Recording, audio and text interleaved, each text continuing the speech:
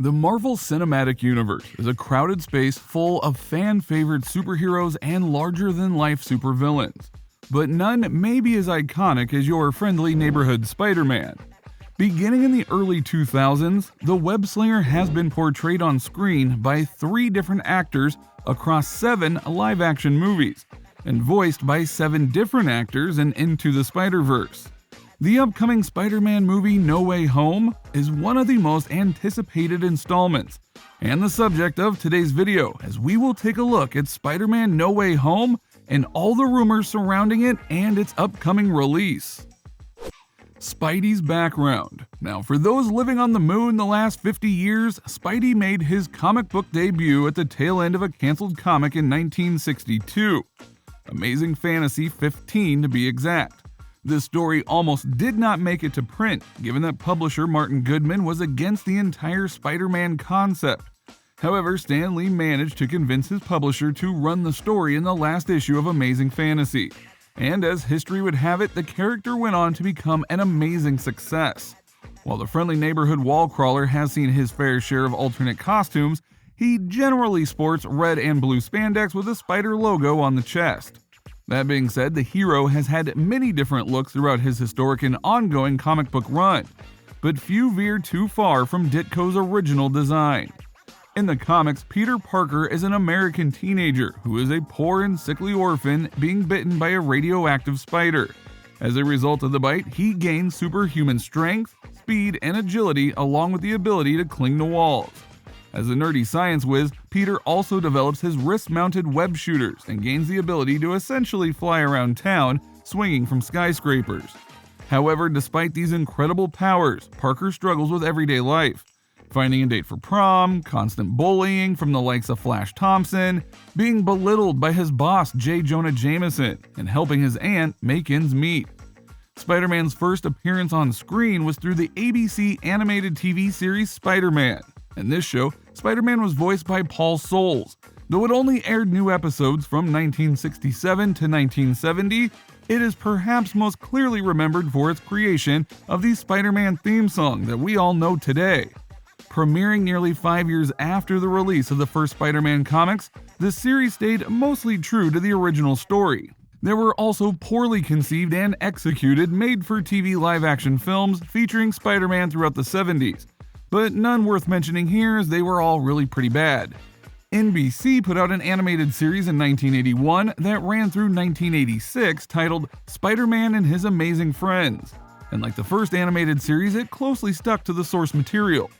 Fox Network also took a stab at an animated Spider-Man series in 1994 titled Spider-Man: The Animated Series, which ran for 5 seasons and focused more on the day-to-day life of Peter Parker and his struggles with balancing being a superhero and a teenager.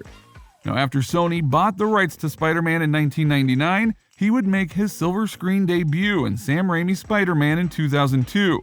Being portrayed by Tobey Maguire, the film was a huge success and would spawn 2 more sequels before Maguire and Raimi would hang up the Spider-Man suit for good. After that, Sony rebooted Spider-Man, this time helmed by Mark Webb, and starring Andrew Garfield in this iteration of Spidey, and it would last for 2 films, with neither being well received as the Tobey Maguire-Sam Raimi vehicle. Spider-Man: Homecoming and Far From Home. Spider-Man was rebooted for the big screen once again in 2016 after Sony, Disney, and Marvel all made a deal to share the character. This time, the wall crawler would be played by Tom Holland, and would be seen first as a side character in Captain America: Civil War, which set up the first film in a new Spider-Man series titled Homecoming. And as we all know, it was a smash hit. Holland would follow Homecoming up with 2019's Far From Home, and again, the film would be well received by critics and fans, clearing the way for the reason we are all here today, which is the 3rd installment in this most recent version of Spider-Man titled No Way Home. Spider-Man No Way Home speculation. There have been so many Spider-Man No Way Home rumors floating around that it's been hard to keep up with them.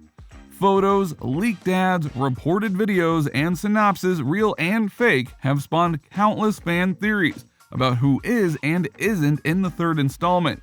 While rumors and theories have been running rampant, Marvel Studios has done what it always does: keep things under lock and key, Everything is secret, but as the December release date approaches, more and more information is being leaked. If the internet rumors are to be believed, Spider-Man No Way Home won't be so much the third film in Tom Holland's Marvel Cinematic Universe take on the masked wall crawler as a veritable smorgasbord of arachnid-shaped delights from every movie that has hit the box office since Sam Raimi's Spider-Man in 2002. Spider-Man. Now, one of the most talked about aspects of the upcoming film is the appearance of every big screen version of Spider-Man, portrayed by the original actors, those being Tobey Maguire and Andrew Garfield. The film will not just feature the other versions of Spider-Man, but supposedly at least 7 of the villains from those 2 movies, including Dr. Octopus and Green Goblin, and also portrayed by the original actors to helm those roles. Now, while none of this can be confirmed as of yet, it could be true, as No Way Home is also rumored to be introducing the multiverse aspect into this film, which would clear the way for the characters from other films to be included, as those films can be explained as occurring in other universes. The problem with the multiverse aspect of this is, of course, where does it end? If Marvel wants to explore the multiverse, why not reach back even further into the past and bring back Ben Affleck as the blind lawyer come superhero? Or maybe Spider-Ham, the pig-nosed Looney Tunes-style animated wall crawler from Spider-Man Into the Spider-Verse. Maybe Ed Norton could reprise his role as the Hulk. Or how about Wesley Snipes as Blade? Who knows how far this multiverse thing goes, given that we've just witnessed a Loki variant who is female on Disney+, and J.K. Simmons has already turned up as a different version of J. Jonah Jameson, the character that he also played in the Sam Raimi Sony movies, so he too could end up in Spider-Man Far From Home. No one really knows which direction Marvel is taking with the multiverse, but the possibilities are endless, and they are fun to speculate on. A different Spider-Man story. Some rumors about No Way Home are more likely to be real or already almost confirmed. And one of these is the story that this Spider-Man installment will tell us we will see Peter Parker making the transition into manhood, and supposedly this film will have a much darker tone. One version of the plotline sees Peter Parker finishing his high school years, just as he's going through the most challenging time as a teenage superhero could imagine. After losing Iron Man, portrayed by Robert Downey Jr., Peter had to deal with the unexpected unmasking at the end of Far From Home. The world knows who Spider-Man is, and not everyone's a fan. This is another reason why No Way Home is so exciting, even if the rumors of Maguire and Garfield are false. Sony never told this Spider-Man story before, and things are about to get worse. Aunt May, portrayed by Marissa Tomei, will supposedly die sometime during the movie. This will motivate the 3 Spider-Men to defeat the villains. By the end of the film, Doctor Strange, played by Benedict Cumberbatch, will cast a spell and everyone will forget who Peter Parker is. And that does include Peter's closest friends. It is a bittersweet ending for the hero just as he's heading off to college. This is one version of what the main story will be, but there is another even darker version that we may be in store for. This version will focus on Peter's university years, and it'll be darker than the first one.